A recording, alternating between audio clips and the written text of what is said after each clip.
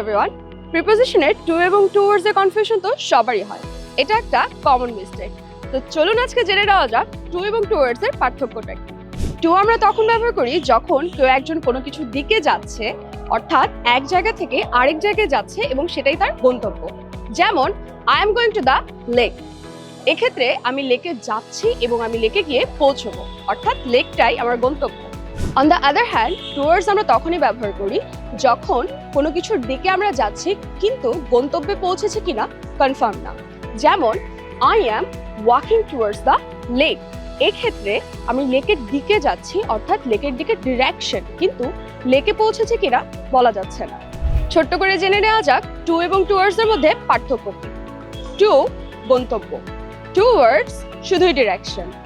Two পৌঁছানো confirm, towards পৌঁছানো confirm না। Learning is fun, isn't it?